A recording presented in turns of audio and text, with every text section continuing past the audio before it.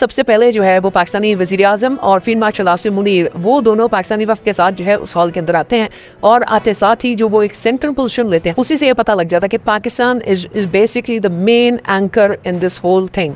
Pakistan will mediate, Pakistan is going to take that centre stage, और दोनों sides को, या कतर भी ऑब्वियसली सपोर्ट करेगा, लेकिन दोनों साइड्स को जो है वो मीडिएट करने के हवाले से पाकिस्तान ही जो है वो ये सेंटर किरदार अदा कर रहा है। इंतज़ार किया जा रहा था, जैसे ही प्राइम मिनिस्टर आए, फील्ड मार्शल आसिम मुनीर आए, उन्होंने हल्का सा सिर्फ प्लेजेंट्रीज जो है वो जर्नलिस्ट के साथ एक्सचेंज की, कोई क्वेश्चंस नहीं किए गए। जो पाकिस्तानी जर्नलिस्ट हैं उनके साथ सिर्फ हल्की फुल्की सलाम दुआ ज़रूर हुई।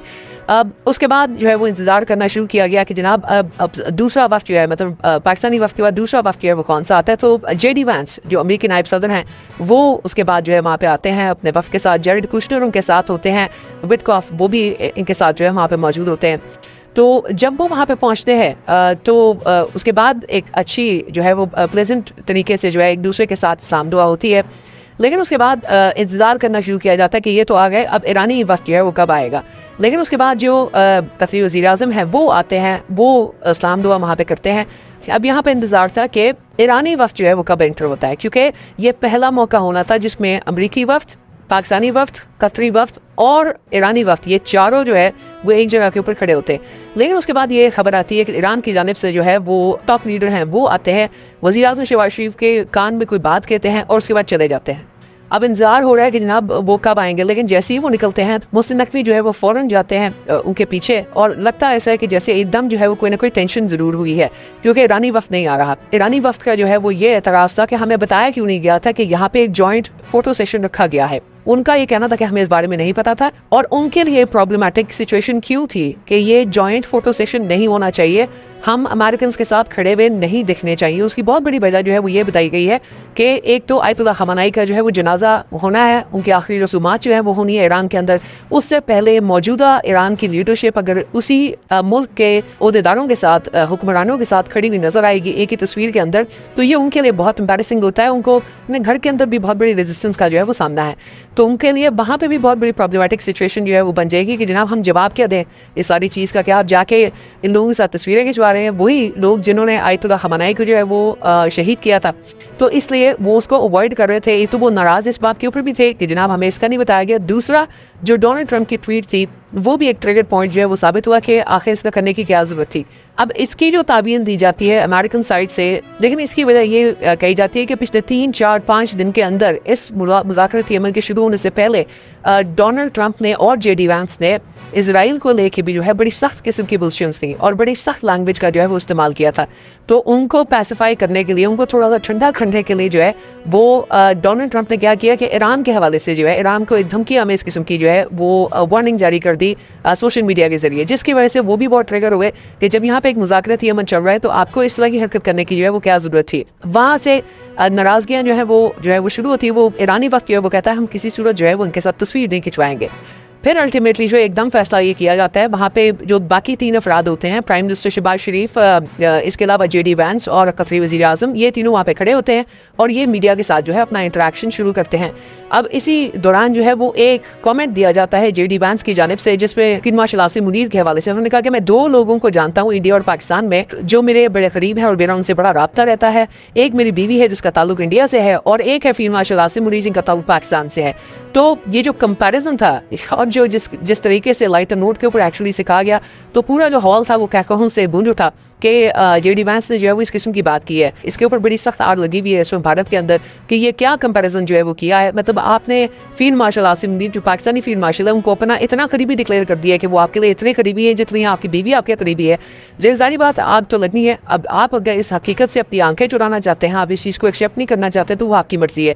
लेकिन ऑन ग्राउंड सिचुएशन यही है भाई कि JD Vance या ट्रंप इंतजामिया जो है इस वक्त फील्ड मार्शल आसिम मुनीर के बहुत करीब है। अगर हमें कोई इशू है या कोई मसला है तो हम इनसे बात करेंगे। ये मुज़ाकराती अमल के जरिए ये अपनी इंटेलिजेंस के साथ या जिस भी तरीके से जो है वो ये हमारे इश्यूज़ को जो है वो रिजॉल्व कर सकते हैं, और इसीलिए ये एक वर्किंग रिलेशन जो है वो दोनों के दरमियान बड़ा ज़बरदस्त इस वक्त बना हुआ है। तो बहरहाल उसके बाद ये होता है, और उसके बाद मीडिया के साथ जो इंटरेक्शन होता है, थोड़ा सा हार्डली मेरे ख्याल में 4 मिनट 3-4 मिनट का ये इंटरेक्शन होता है, और उसके बाद मीडिया को जो है फ़ौरन कह दिया जाता है कि जनाब आप लोग हॉल से जो है वो बाहर चले जाएं। अब ये जो अर्जेंसी थी ये बड़ी हैरानकुन थी कि इतनी अर्जेंसी क्यों है कि हॉल से जो है वो बाहर चले जाए। तो वो पता ये लगता है कि जैसे ही हम हॉल से बाहर जाते हैं तो उसके बाद ईरानी वफ्द जो है वो उस हॉल की तरफ चलना शुरू हो जाता। तो ये एक दूसरा पॉइंट था जिससे ये पता लगा कि जनाब बेसिकली मीडिया के सामने जो है वो ईरान और अमेरिका जो है वो आमने सामने एक दूसरे के साथ नहीं दिखना चाहते थे, जिसकी वजह से मीडिया को वहाँ से निकाला गया और उसके बाद ईरानी वफ्द को अंदर लाया गया।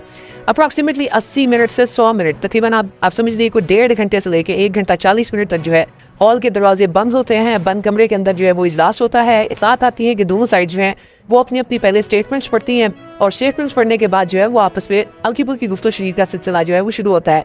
उसके बाद ये जब ये वफूद जब बाहर आते हैं, दरवाज़ा खुलता है और ये बाहर आते हैं तो इनिशियली ये बताया जाता है कि ये ब्रेक है। यही अज्यूम किया कि 1.5 घंटे 1.25 घंटे का जो सेशन है उसके बाद एक ब्रेक ली गई है, शायद 15-20 मिनट की एक कॉफ़ी ब्रेक जिसे आप कहते हैं, शायद वो ली गई है। 2-2.5-3 घंटे के बाद जो है वो आइडिया होगा कि नहीं देयर इज समथिंग रॉन्ग, कुछ हुआ है, जो कि मामला जो है वो मज़ीद आगे नहीं जा रहा। तो उन्होंने कहा कि जी ईरानी वफ्द के जो सरबराह हैं बाकर खलियाबाफ और अब्बास इराक़ची, ये दोनों जो हैं वो अपने होटल के कमरों की तरफ जा रहे हैं। एकदम जो है वो चंद मीडिया आउटलेट्स ने जो है वो ये भी रिपोर्ट करना शुरू कर दिया, छोड़ के चले गए, उठ के चले गए, इस किस्म की बातें होना शुरू हुई। लेकिन ईरानी मीडिया के जो जर्नलिस्ट थे कहा कि नहीं, मुज़ाकराती अमल जो है वो टूटा नहीं है। चंद घंटों के अंदर जो है वो सिचुएशन ये पता लगना शुरू हुई कि अब जो है वो इस सारे मामले के ऊपर बेसिकली तकरीबन रात को आप समझ लीजिए कोई 9-10 बजे तक जाके ये पता लगा कि जनाब अब सेकंड राउंड किसी किस्म का ऐसा नहीं होगा। एक जॉइंट स्टेटमेंट के ऊपर जो है वो काम शुरू हुआ है। उनकी तरफ से एक मुश्तरका एलामिया जो है वो जारी किया जाता है। अब इसकी जो लैंग्वेज होती है इसके ऊपर बड़ी बारीकी से काम किया जाता है। मतलब आप समझिए फॉरेन ऑफिस के जो एक्सपर्ट्स होते हैं, जो लैंग्वेज के एक्सपर्ट्स होते हैं, वो एक एक लफ्ज़ को, एक एक जुमले को जो है वो बैठ के कंसिडर करते हैं कि इसके अंदर क्या लिखा जाना चाहिए और क्या नहीं लिखा जाना चाहिए। जो सिलसिला सुबह 9-10 बजे से स्टार्ट हुआ था वो रात के 2 बजे तक जो है वो चलता रहा। ये बहुत ज़रूरी है कि यहाँ से एक जॉइंट स्टेटमेंट जो है वो निकलनी चाहिए और ये जॉइंट स्टेटमेंट की जो हम बात करें तो ऐसी स्टेटमेंट होनी चाहिए जो तमाम फरीकैन को काबिल कबूल हो। अल्लाह का लाख लाख शुक्र है कि तकरीबन रात को 2 बजे जाके उसके बाद ये फाइनल हुआ कि जनाब ये इसका ड्राफ्ट होगा। ये फाइनल किया गया कि पाकिस्तान और कतर ये दोनों मुश्तरका तौर पे, दोनों के फॉरेन ऑफिस मुश्तरका तौर पे रात को 3 बजे स्विट्ज़रलैंड के टाइम के मुताबिक और पाकिस्तानी टाइम के मुताबिक 6 बजे जो है उस मुश्तरका एलामिया को जारी करेंगे। उसमें जो सबसे बड़ी मेरे ख्याल में जो कामयाबी थी उस मुश्तरका एलामिया के अंदर वो ये थी कि जो वर्किंग ग्रुप्स हैं, जो टेक्निकल कमेटीज़ हैं, वो अभी से मुज़ाकरात के अमल को आगे लेके चलेंगी।